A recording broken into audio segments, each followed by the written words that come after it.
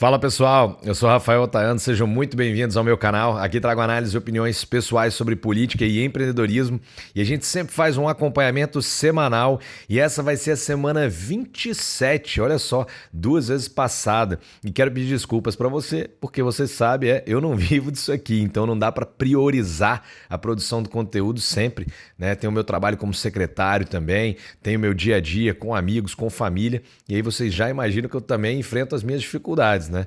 Então essa semana foi bastante conturbada, mas hoje, domingo, já faço esse vídeo da semana 27 que você tá vendo postado agora pela manhã, pode ver o diazão lá fora, e à noite também já coloco a semana 28 pra gente poder já colecionar e vir para imediatamente o que está acontecendo no nosso Brasil.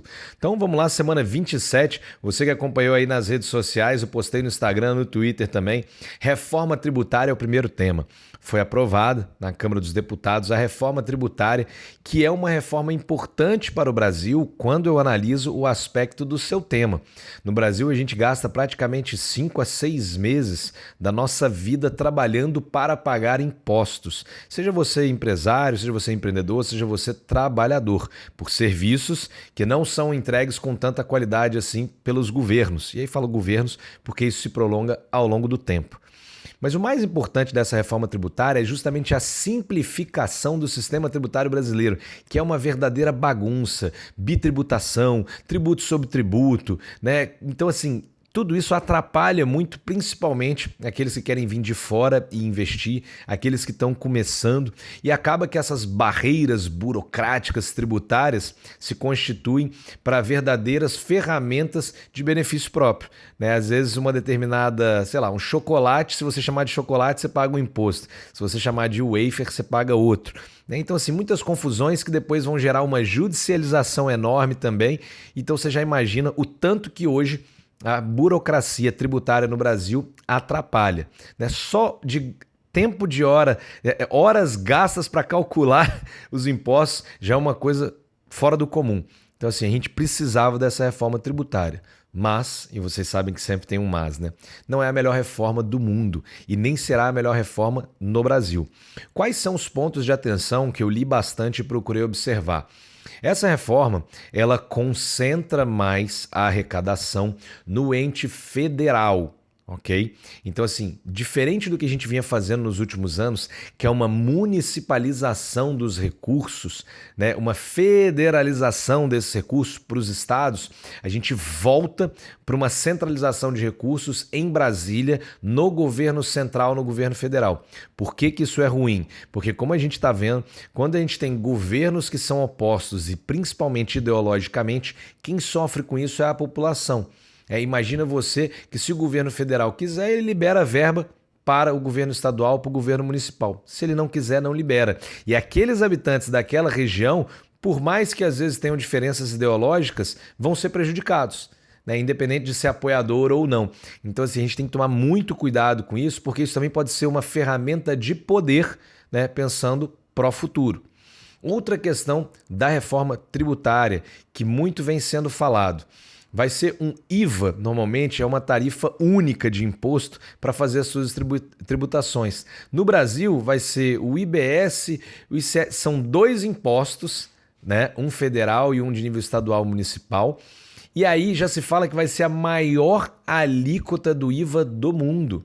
Isso mesmo. Se falava de não aumentar os impostos, já se diz que talvez vão aumentar um pouquinho, né? Então, assim, todas essas questões que a gente vem levantando, elas podem vir a se materializar. Não fosse somente isso, a gente sabe, alguns estados vão perder um pouco de arrecadação, porém, há de se compensar no longo prazo, no médio e longo prazo, com o crescimento do PIB. Então, assim, é um sacrifício talvez imediato para alguns que tende a se transformar num benefício futuro. Agora, qual é o receio de tudo isso? Isso pode acontecer ou não, né? E acho que no Brasil a gente tem muito essa coisa do galera querer vender sonho para passar as suas aprovações inicialmente, mas sem tantas análises de impacto, sem tantos estudos prolongados. E essa foi uma das coisas que foi muito criticada, né? Ainda que essa reforma já seja de governos anteriores, já venha sendo discutido nas comissões, passou-se muito rápido pela Câmara dos Deputados, né? Inclusive chamando a atenção por que razão essa velocidade toda. Então, assim, nós temos que ter muita atenção com o que pode acontecer, mas, volto a dizer, a reforma tributária ela é essencial para o Brasil, especialmente se isso realmente reverberar em aspectos mais competitivos para a indústria brasileira e, de uma forma geral, isso vai gerar benefício para o trabalhador. Temos que ver também como é que vai ser a questão do cashback, do retorno financeiro para a população de baixa renda. Por que falo que temos que tomar cuidado com isso? Porque no final das contas, a gente deve se lembrar que hoje a gente já tem Bolsa Família, Bolsa Estado, Bolsa Município. Com cashback de impostos ainda, a gente corre o risco de colocar as pessoas numa condição de que é tão melhor ela estar numa condição de receber benefícios do que efetivamente trabalhar. Imagina você que uma pessoa recebe R$ 600 de um auxílio, mais 300 de outro, e aí ela tem um cashback das compras que ela faz, sei lá, de mais 100, cento e poucos reais. Será que ela não prefere ficar com esses 1.100 do que eventualmente trabalhar 8 horas por dia, 40 horas semanais para ganhar 1.300, 1.400, 1.500? Será que às vezes isso não é um convite à informalidade também? Porque a pessoa vai falar, bom, eu faço um bico por fora e eu complemento meu salário. Então todas essas questões elas vão precisar ser analisadas e encaradas. Talvez não nesse primeiro momento, até porque não dá para verificar tudo, mas no longo prazo é algo que a gente vai precisar observar. Então, só deixando claro aí, gastei um pouco mais de tempo porque acho que esse tema é importante. E segundo tema, lei dos caminhoneiros. Essa ninguém está olhando muito, a não ser o pessoal que trabalha com o transporte. E eu falo para vocês, tem chance de ser um impacto negativo gigante para o Brasil. O Supremo agora, recentemente, fez um julgamento, uma nova análise da lei dos caminhoneiros que havia sido aprovada no passado, dizendo que agora passa a contar como tempo de jornada, os embarques, os desembarques, limites diários de condução, necessidade de pernoite de 11 horas mínimas. O Supremo decidiu conforme o que eles acreditam, né? Mas qual é o efeito prático disso? O efeito prático é que a gente vai precisar de mais motoristas para rotas ininterruptas, porque não vale mais também o descanso do motorista dentro da boleia do caminhão, aquele que tem as camas. Eles têm que parar agora. Então o que vai acabar acontecendo? A gente vai ter que reestruturar. Então vamos lá. Para cargas mais longas, você vai precisar de 2 ou 3 motoristas ou vai precisar gastar mais tempo. Para cargas mais curtas também, que você vai fazer transporte, dependendo, esse motorista vai ter que parar para poder descansar. Então, de uma forma geral, todo o transporte do Brasil, ou ele vai demorar mais tempo, ou ele vai ser onerado com mais custo. Seja porque você vai ter mais motoristas, ou para você compensar o fluxo de carga tardio, você vai ter que colocar mais carretas para realizar esse tipo de trabalho. Não seja só isso, o motorista passa a ter que parar mais vezes na estrada para dormir, então você vai necessitar de mais serviço. Rafael, mas isso não é bom porque vai desenvolver o mercado, vamos dizer assim, ao longo das nossas rodovias? Olha, isso é uma forma otimista de pensar, mas o impacto disso também é que vai onerar o custo de transporte no Brasil de tal forma que, de novo, se o frete aumenta, a gente tem a inflação dos produtos que são transportados sobre rodas. E quando você pensa que 60% a 70% de todas as cargas no Brasil são transportadas em caminhões, então imagina que essa lei pode ocasionar um efeito de inflação e demora da chegada de cargas no Brasil. Então isso seria bom? Então, assim, de novo, às vezes a gente não vê isso de forma clara. E um ponto que causa muita insegurança jurídica, a modulação dos efeitos dessa decisão. Ela passa a valer de agora para frente? Terá um tempo de adaptação? Ou ela passa a valer de agora e já vale para trás para pagar o retroativo? Os empresários não colocaram isso na conta, né? Então, como que vai nessa sequência? Se os efeitos forem retroativos, vai ter muita gente quebrando, e se tiver gente quebrando, vai ter desemprego. Se isso for para frente, mas não der tempo de fazer essa adaptação, vai ter muita empresa também que vai ter problemas a realizar isso, né? E toda a infraestrutura se desenvolver no Brasil. Então, muitas vezes, os nossos julgadores tomam as decisões, mas não pensam nos impactos que essas decisões vão ter dali adiante.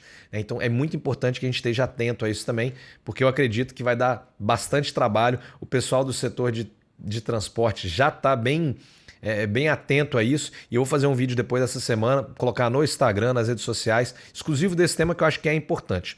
Recorde de emendas. O pessoal que criticava aí o orçamento secreto na época do governo anterior, agora parece que não tem falado nada, mas as emendas que têm sido liberadas para os parlamentares é algo assim absurdo e ultrajante, né? Os valores são muito superiores ao do ano passado, e pense você que a gente só correu até agora 6 meses desse novo governo.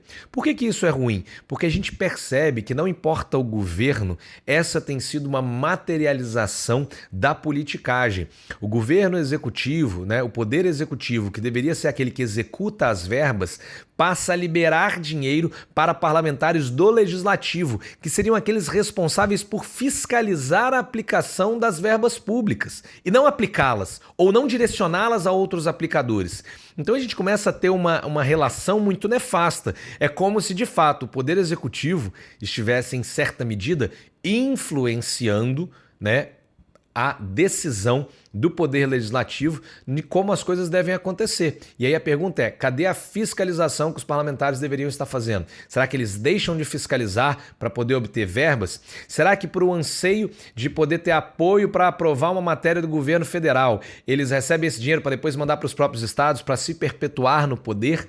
Então, assim, a gente não consegue ter essa clareza. Agora, essa é uma confusão dos poderes que já vem acontecendo há alguns governos e eu falo para vocês, se a gente não impedir isso, a gente nunca vai conseguir ter os parlamentares fazendo o seu trabalho, que é votando as coisas que são importantes para o cidadão e não para o governo, e nem a gente vai ter os parlamentares fiscalizando o governo, e nem o governo com receio de ser fiscalizado pelos parlamentares, porque no final das contas basta mandar uma emenda para essa pessoa e ela tá quietinha, tá tranquila, tá calada.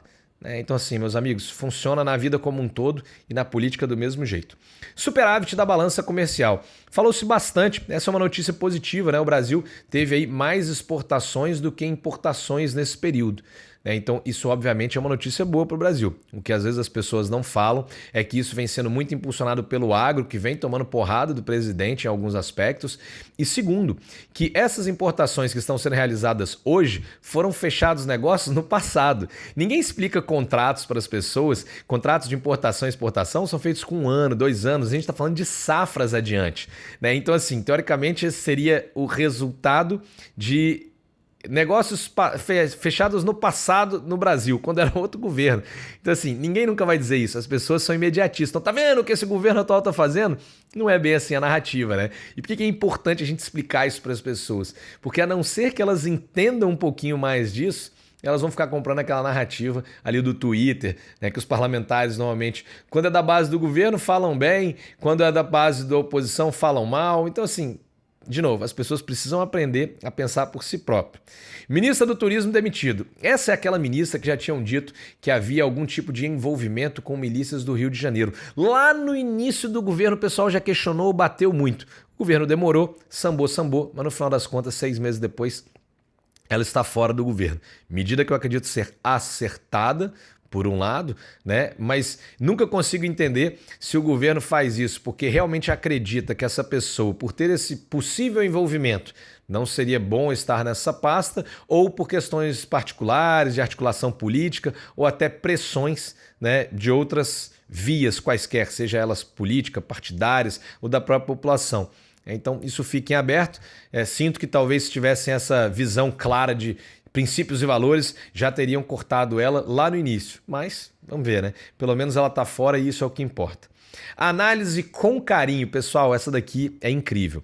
O ministro das Comunicações, aquele mesmo que pegou o avião da FAB para ir para um leilão de cavalos, aquele mesmo que também fez envio de verbas para a cidade onde a sua irmã é prefeita para fazer uma estrada que chega na sua fazenda. Esse mesmo que também foi alvo de muitas e muitas críticas no início do governo, que mandou chip para a Amazônia, mas não funcionava de celular lá. Esse é o mesmo que vai fazer a análise se o PT poderá ter, o Partido dos Trabalhadores poderá ter uma TV, né, uma emissora de TV e rádio.